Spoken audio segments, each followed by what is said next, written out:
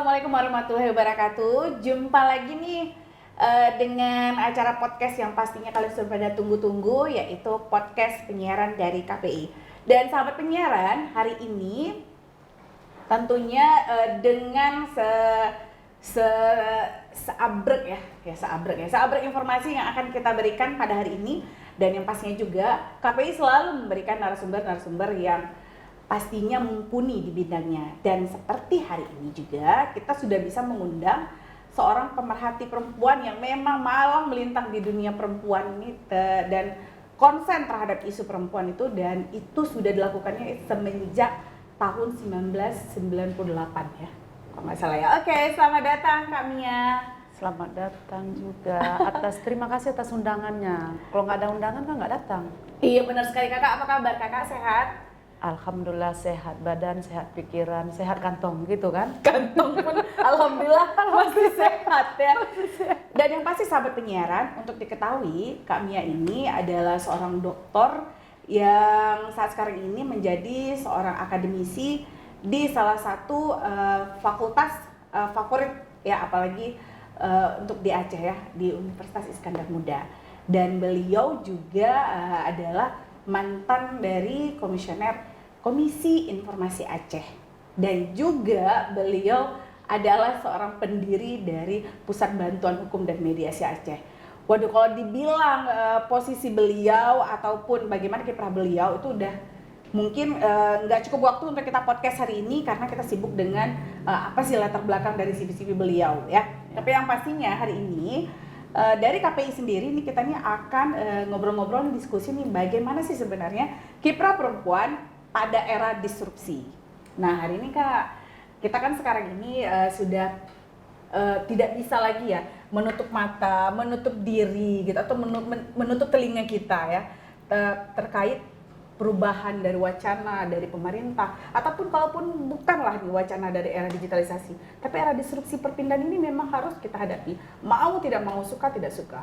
Nah gimana nih saat sekarang ini kalau kita lihat perempuan dan anak ataupun kaum rentan yang saat sekarang ini sedang menuju ke arah disrupsi ini? Ya. Berbicara tentang disrupsi ini kan perubahan besar-besaran ya, dan di awalnya itu kayaknya mulai masa-masa pandemik baru terasa. Mungkin sebelumnya sudah terasa juga di kalangan masyarakat, terutama yang neo milenial ya, yang mereka sudah biasa dengan Android digital gitu.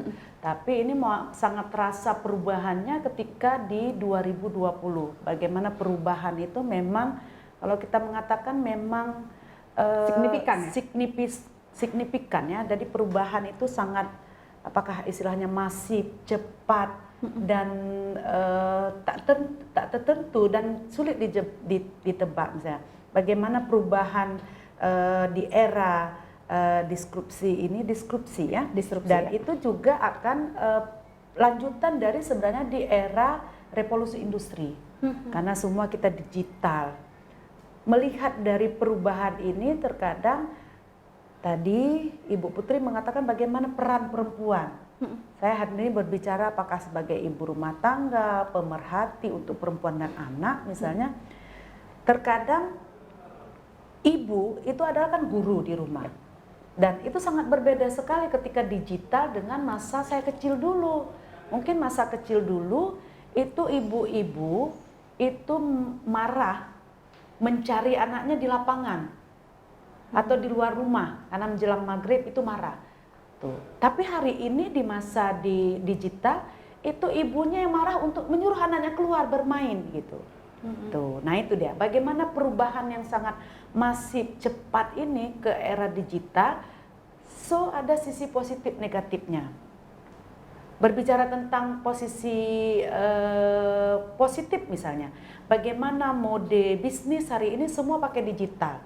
Contoh misalnya, mungkin masa-masa saya beraktivis tahun 98 ya mulainya, itu setiap simpang, setiap jalan itu punya toko yang travel penerbangan.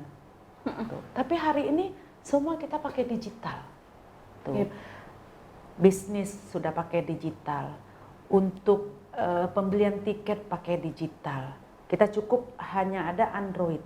Nggak perlu Android kayak mungkin mau punya Ibu Putri misalnya Androidnya misalnya yang 16 juta yang bisa dilipat gitu ya. Amin ya robbal alamin. Kalau saya yang 1 juta juga udah bisa mengakses. Mohon nggak terlihat, untung nggak terlihat Nggak ya terlihat. bentuknya ya. Di situ mau travel, mau beli tiket pesawat, mau kereta api, mau hotel, mau belanja, tuh semua udah ada. Dipermudah. Dan ini juga harus kita sebagai masyarakat, terutama perempuan, kita harus melek. Tadi katanya nggak mungkin tutup mata, nggak mungkin tutup telinga. Kalau kita tidak pakai digital, itu berarti kita ketinggalan. Bisnis-bisnis kita juga akan tertinggal gitu. Nah, hari ini berbicara tentang di era disrupsi. Dan bagaimana peran perempuan? Saya rasa perempuan adalah guru pertama di rumah. Dia akan menyampaikan itu kepada anak-anaknya gitu. Bagaimana perubahan ini kan akan sangat terasa dengan era disrupsi ini akan terasa merubah tatanan, sistem dan landscape itu mulai baru semua gitu. Dan kalau kita tidak paham dengan digital, bagaimana ibu memberikan tahu kepada anaknya?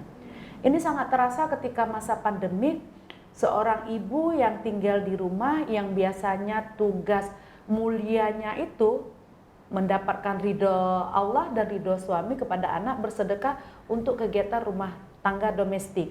Tiba-tiba masa pandemik dia harus mendampingi anak-anak dia pakai pendidikan digital online gitu. Sementara dia nggak tahu bagaimana menggunakan fasilitas Zoom, bagaimana untuk mendampingi anak-anaknya belajar di masa pandemik. Sehingga di era revolusi industri ini itu semua pakai digital. Nah, bagaimana jangankan ibu sebagai ibu rumah tangga, sebagai guru, apakah itu guru SD, SMP, SMA, bahkan sebagai dosen dosen, itu juga harus melek, harus cakap bagaimana dengan syarat ini digital, menyiapkan bahan-bahan materi kuliah dengan inovasi. Nggak bisa lagi monoton tatap muka karena di era disrupsi ini, di era digital ini, itu semua pembelajaran bukan dua arah interaksi antara guru dan murid, tapi semua sudah pakai internet. Toolnya itu menjadi proses pembelajaran, tidak ada interaksi antara guru dan murid lagi. Tuh, sehingga di zaman sekarang semua bisa didapat dari tangan kita sendiri, digital. Mau itu pendidikan, mau itu mode, mau itu kesenangan, semua bisa diakses. Nah, peran ibu dalam rumah tangga itu bisa menjadi pendamping dan menjadi filter. Namanya juga digital di tangan, mau baik tadi ya, dari pendidikan, mode, bisnis, dan juga kesenangan, itu semua dapat diakses. Dan yang tidak baik juga, baik itu secara budaya, secara negara, secara agama, itu juga dapat diakses dengan mudah. Dengan gampangnya, efek negatif. Efek negatifnya itu. Nah, jadi efek negatifnya ketika guru sebagai orang tua ya, ibu yang memang kebanyakan 24 jam di rumah yang mendampingi anak-anak di rumah. Dia juga harus paham bagaimana mengakses, membuka, mendampingi anak-anak.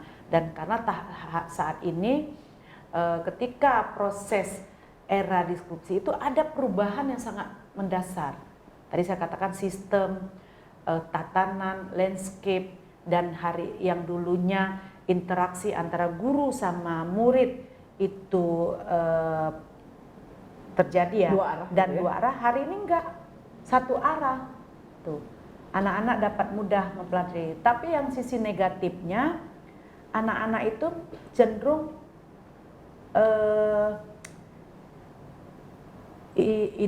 individualis, seperti introvert ya, sudah sendiri-sendiri, tidak tersosialisasikan, tidak sosialisasi, diskusi dengan teman sebaya itu tidak. Nah, jadi itu negatifnya apa?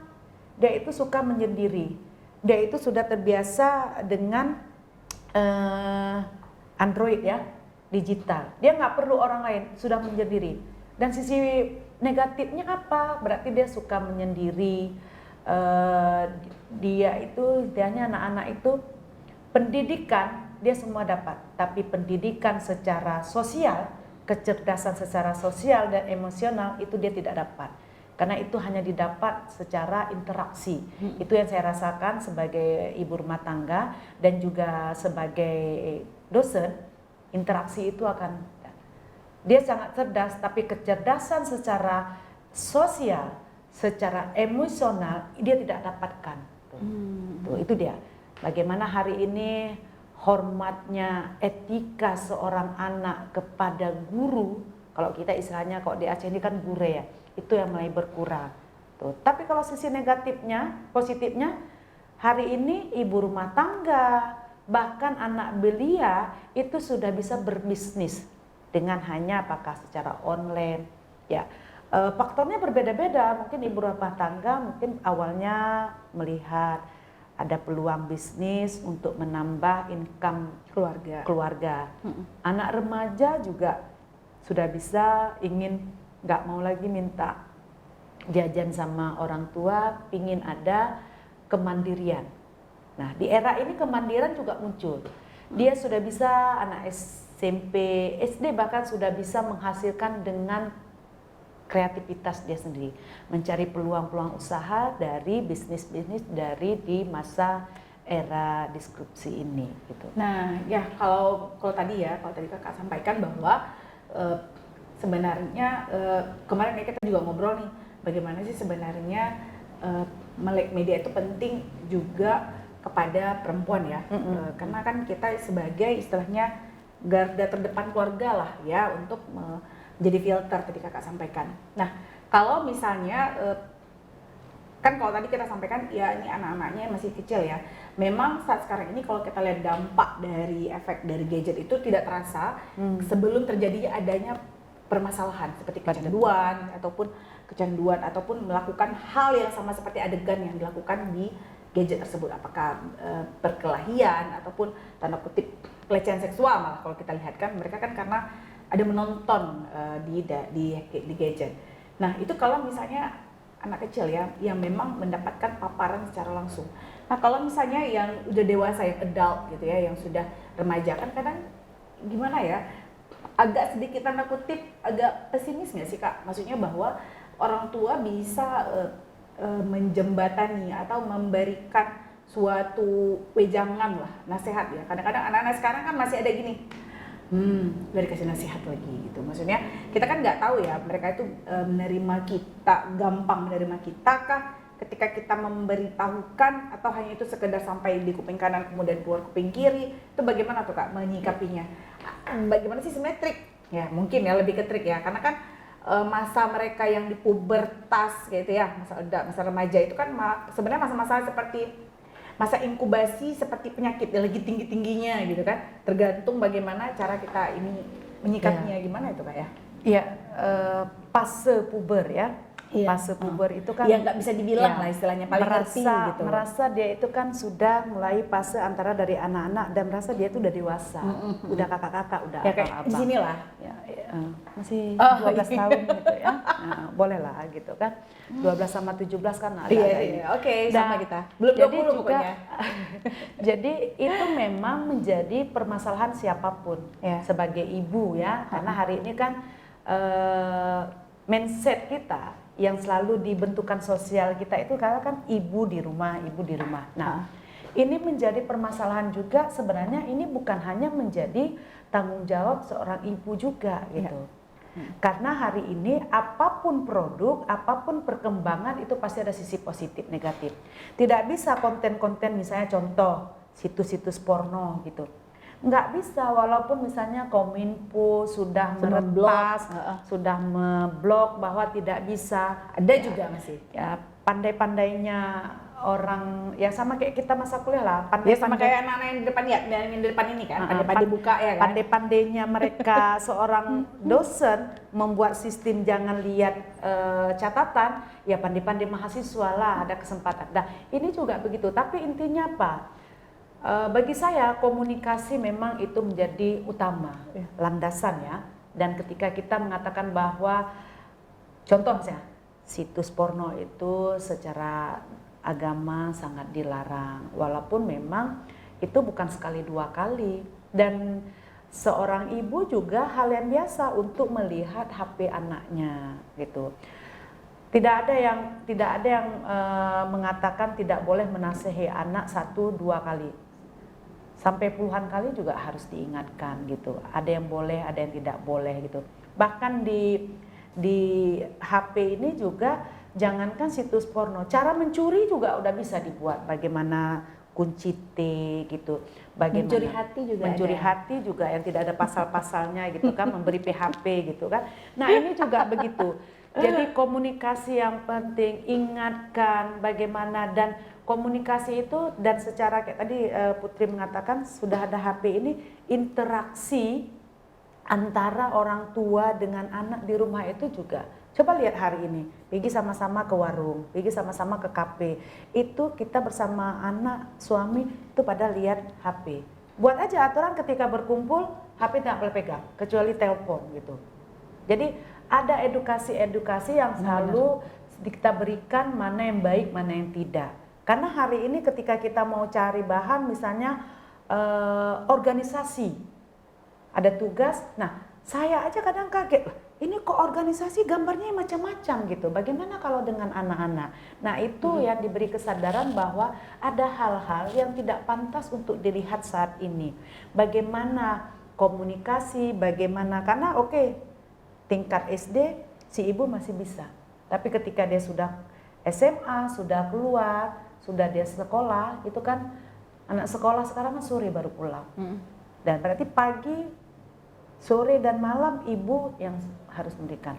Dan ini juga menjadi kebijakan-kebijakan dari pemerintah dan juga guru. Dulu mungkin dilarang anak SD, SMP, SMA membawa Android ya, yang boleh HP tetap apa sih istilahnya tutit-tutit lah gitu kan. Nah hari ini nggak bisa lagi gitu. Nah jadi semua produk, semua inovasi-inovasi yang dibuat itu ada positif negatifnya gitu. Nah negatifnya itu ya kenakalan remaja, terkait tentang situs-situs, ya, benar.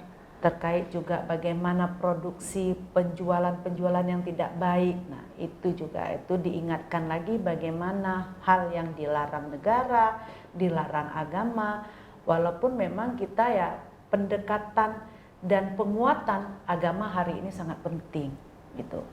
Karena kalau tidak ada benteng agama itu hari ini kacau.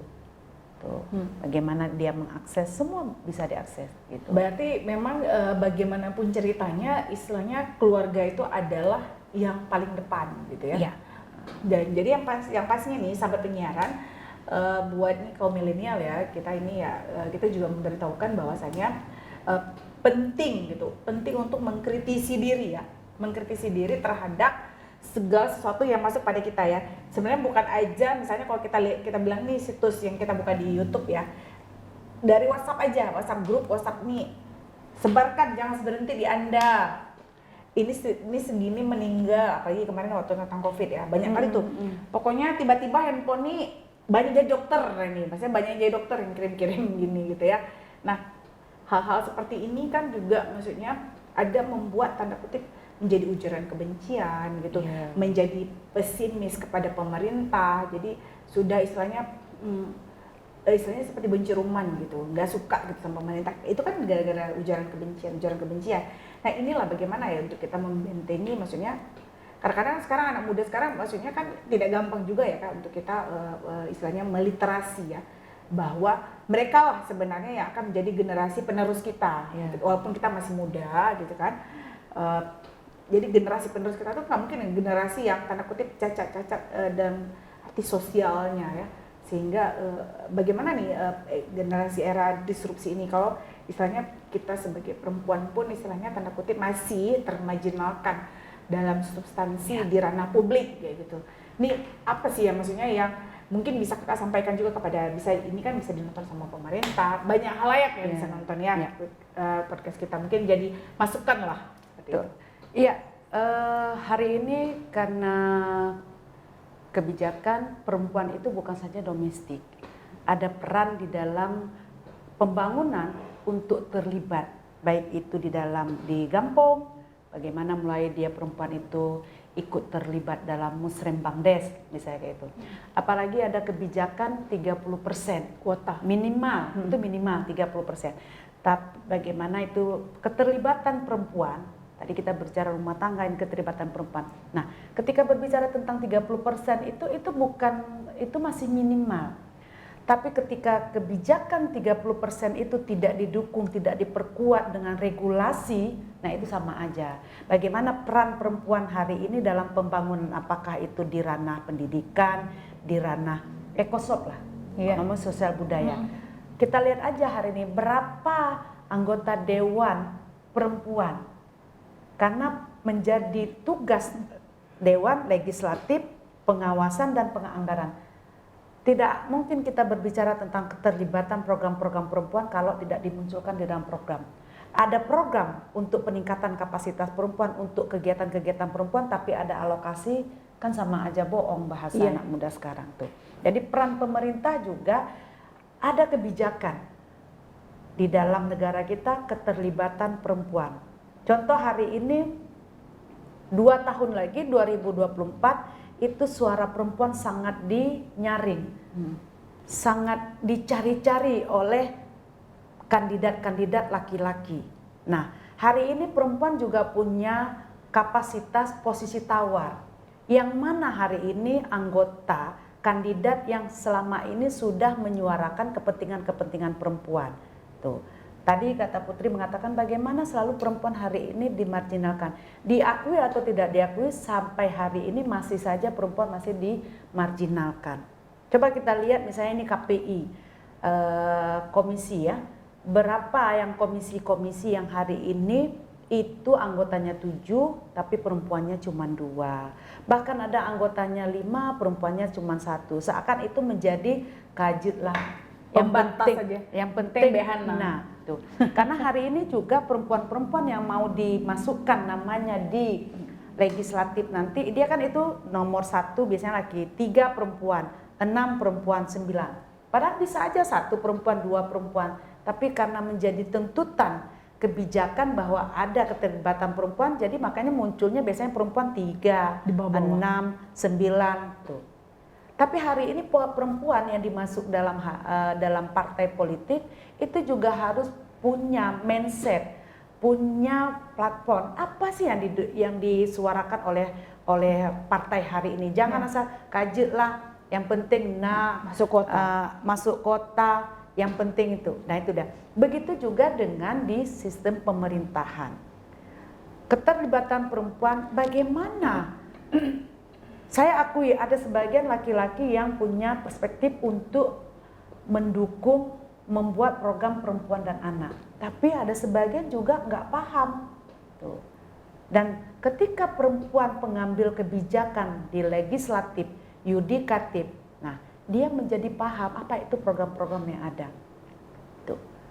Jadi kebijakan pemerintah juga perlu. Dan satu hal, bagaimana kebijakan itu didukung, partisipasi perempuannya. Terkadang ini menjadi kendala juga Bu Putri. Ketika misalnya ada pertemuan, kita bilang di Gampong ya, ada pertemuan Musrembang Des. Ketika perempuan dilibatkan, perempuannya jadi mundur.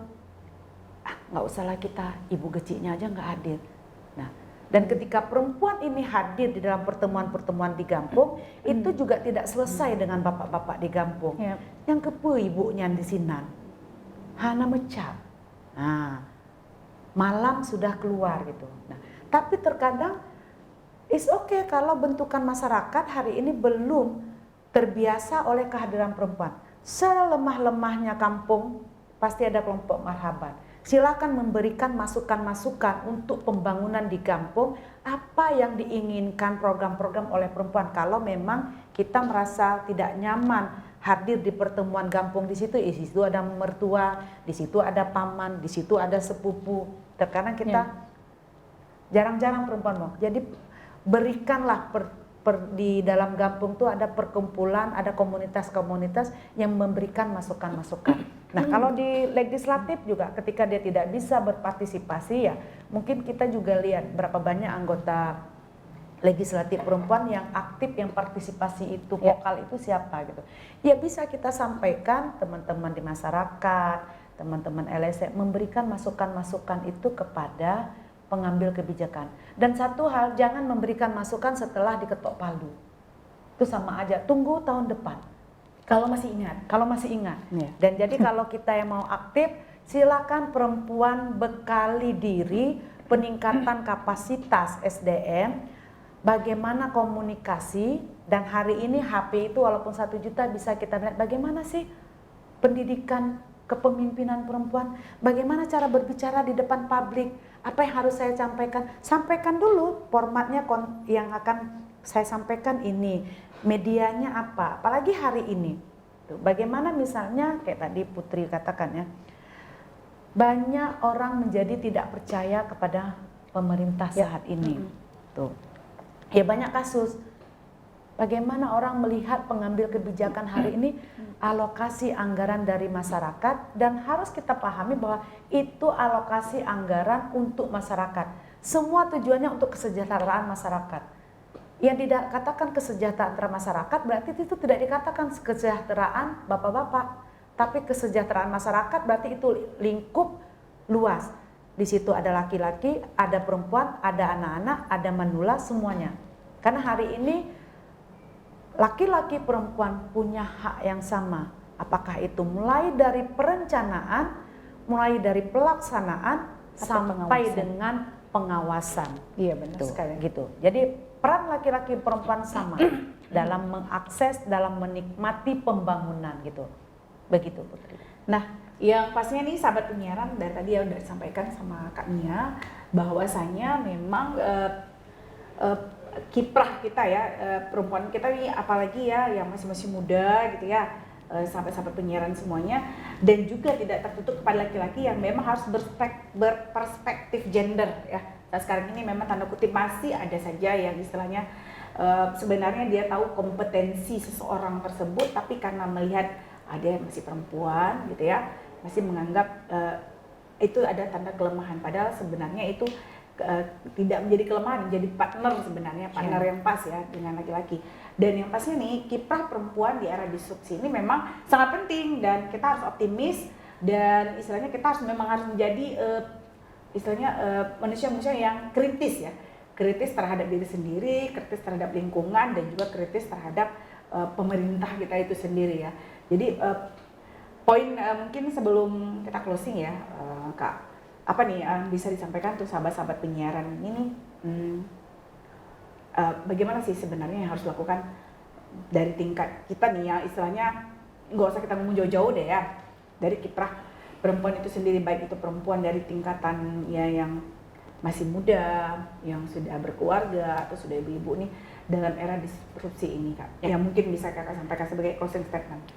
Ya, mungkin perempuan adalah ibu cahaya di rumah sebenarnya. Jadi mari tingkatkan kapasitas perempuan dengan belajar, mencari tahu, dan membenahi diri. Karena kesuksesan suami, kesuksesan anak itu karena adanya seorang perempuan di rumah gitu. Karena siapapun suksesnya orang, dia lahir dari rahimnya seorang perempuan. Jadi belajar, tingkatkan kapasitas. Hari ini pendidikan tidak mesti di bangku sekolah, bangku Formal, kuliah, formal, bisa informal.